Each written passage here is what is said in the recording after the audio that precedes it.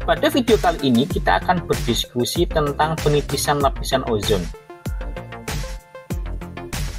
Di dalam bumi, 15 hingga 35 km di atas permukaan bumi terdapat gas ozon yang menyelimuti planet kita. Lapisan ozon bertindak sebagai pelindung yang menyerap radiasi ultraviolet atau UV yang berbahaya dari matahari. Namun, polusi ini telah menyebabkan penipisan lapisan ozon, sehingga meningkatkan risiko paparan radiasi bagi kehidupan di bumi. Lapisan atmosfer dan ozon. Atmosfer bumi itu terdiri dari 6 lapisan.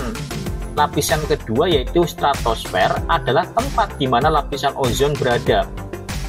Lapisan ozon itu terdiri dari molekul ozon O3 yang memiliki 3 atom oksigen.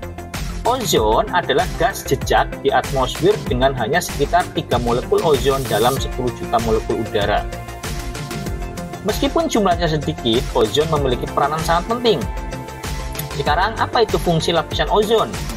Lapisan ozon berfungsi seperti tabir surya bumi, menyerap sekitar 98% radiasi UV yang berbahaya. Radiasi UV yang berlebihan ini dapat menyebabkan kanker kulit, katarak, serta merusak ekosistem laut dan tumbuhan.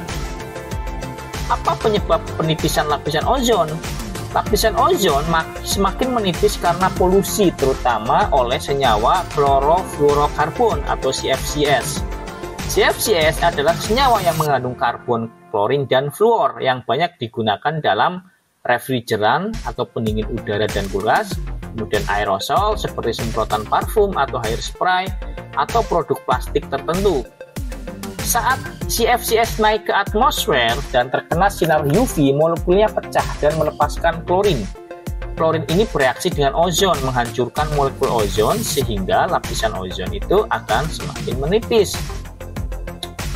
Kemudian, apa itu lubang ozon? Kerusakan lapisan ozon sering disebut lubang ozon, tetapi ini adalah istilah yang sedikit menyesatkan. Sebenarnya, yang terjadi bukanlah lubang, melainkan penipisan lapisan ozon. Penipisan paling parah itu terjadi di daerah kutub, terutama Antartika.